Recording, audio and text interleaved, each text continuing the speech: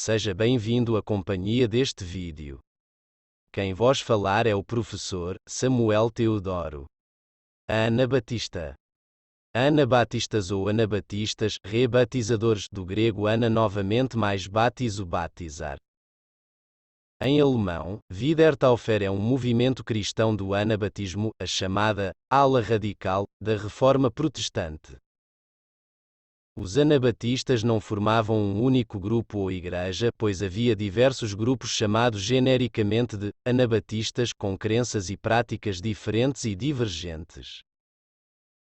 Eles foram assim chamados porque os convertidos eram batizados apenas na idade adulta, por isso, eles rebatizavam todos os seus prosélitos que já tivessem sido batizados quando crianças, pois creem que o verdadeiro batismo só tem valor quando as pessoas se convertem conscientemente a Cristo. Os principais grupos anabatistas são os amis, irmãos, úteritas e menonitas.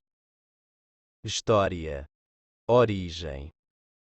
O primeiro uso do termo anabatistas ocorreu após o Segundo Concílio de Cartago no ano 225, quando 87 bispos sob a direção de Cipriano de Cartago decidiram rebatizar os fiéis das igrejas adeptas de Novatiano, porém o bispo da Igreja Católica, Papa Estevão I, combateu a aceitação do batismo feito por grupos cismáticos.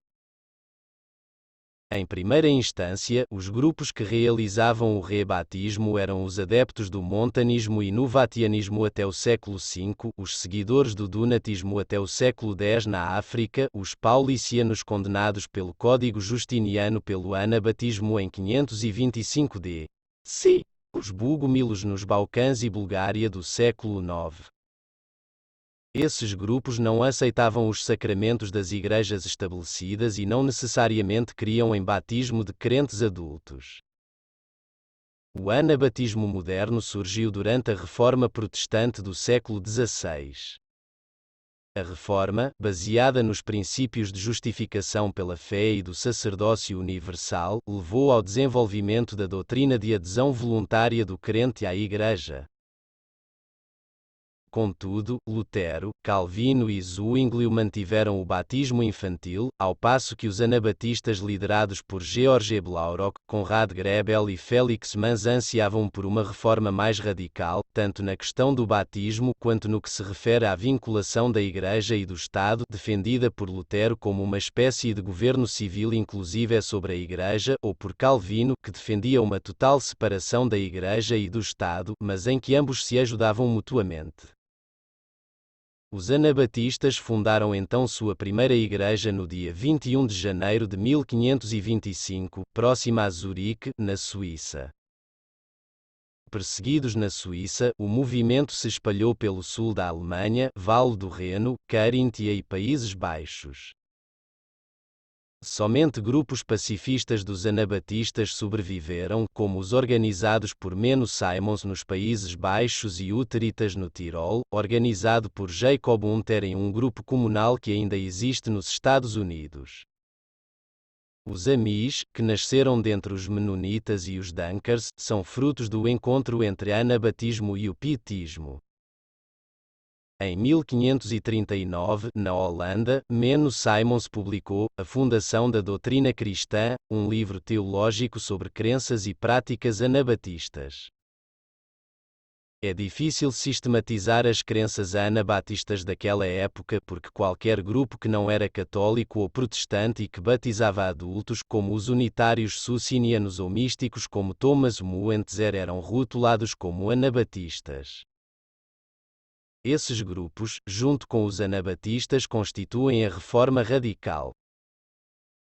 Em In Nomine Dei, José Saramago retrata um conhecido episódio na história do movimento anabatista que teve lugar na cidade de Münster, no norte da Alemanha, onde entre 1532 e 1535 foi estabelecida uma teocracia nas linhas das orientações desta denominação. Ver a Rebelião de Münster. Migrações e perseguições. Católicos e protestantes perseguiram os anabatistas, recorrendo à tortura e execução na tentativa de conter o crescimento do movimento. Os protestantes sob Ulrico Zwinglio foram os primeiros a perseguir os anabatistas, com Félix Mans tornando-se o primeiro mártir em 1527.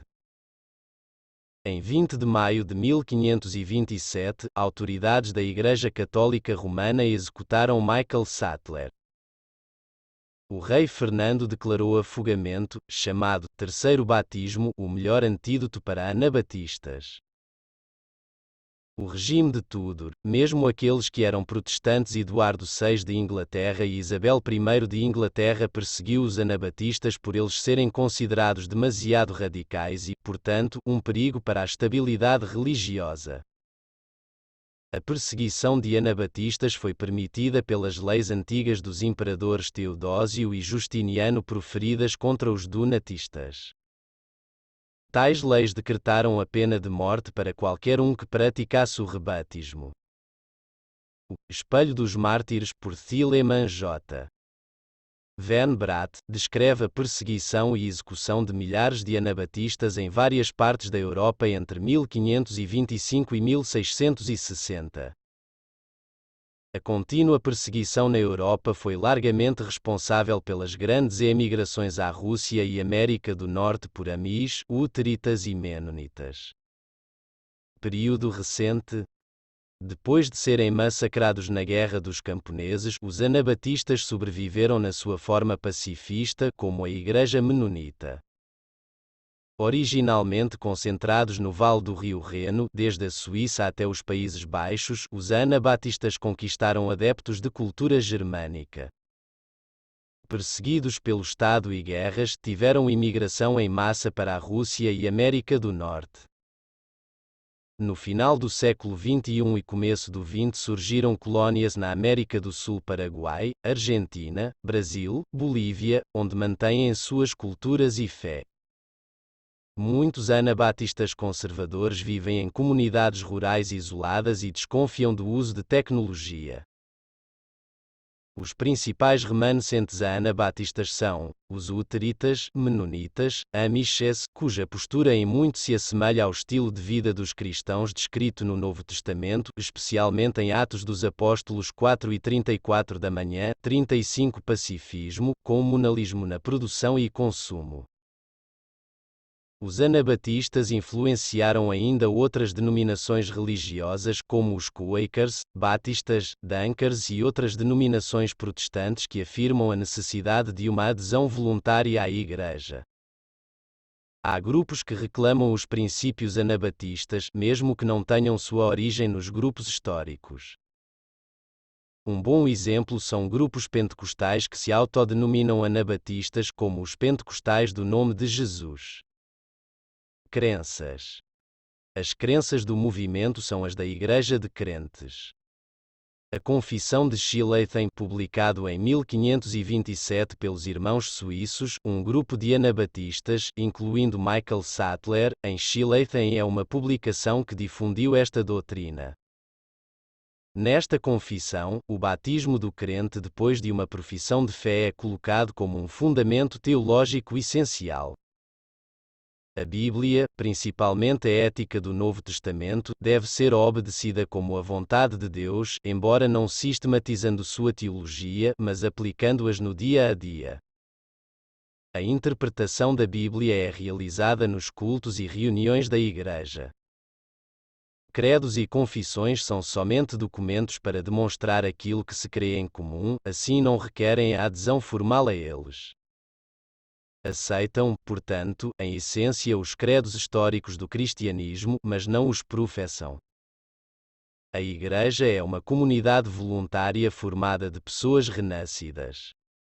A Igreja não é subordinada a nenhuma autoridade humana, seja ela o Estado ou hierarquia religiosa. Assim evitam participar das atividades governamentais, jurar lealdade à nação, participar de guerras. A Igreja não é uma instituição espiritual e invisível, mas uma coletividade humana e real, marcada pela separação do mundo e do pecado e uma posição afirmativa em seguir os mandamentos de Cristo. A Igreja celebra o batismo adulto normalmente por imersão como símbolo de reconhecimento e obediência a Cristo, e a Santa Ceia em memória da missão de Jesus Cristo. A Igreja tem autoridade de disciplinar seus membros e até mesmo sua expulsão, a fim de manter a pureza do indivíduo e da Igreja. Como pode ser notado, a teologia anabatista é maciçamente eclesiológica, baseada na vida comunitária e Igreja. Quanto à salvação, o anabatismo crê no livre-arbítrio, o ser humano tem a capacidade de se arrepender de seus pecados e Deus regenera e ajuda-o a andar em uma vida de regeneração. O que é único na teologia anabatista, principalmente depois de Menno Simons, é a visão sobre a natureza de Cristo. Possui uma doutrina semi-nestoriana, crendo que Jesus Cristo foi concebido miraculosamente pelo Espírito Santo no ventre de Maria, mas não herdou nenhuma parte física dela. Maria seria, portanto, um instrumento usado por Deus para cumprir o seu plano, mas não Theotokos, mãe de Deus. A essência do cristianismo consiste em uma adesão prática aos ensinamentos de Cristo. A ética do amor rege todas as relações humanas. Pacifismo, cristianismo e violência são incompatíveis. Obrigada por assistir este vídeo. Se inscreva no canal e compartilhe. Que Deus abençoe sempre você e sua família.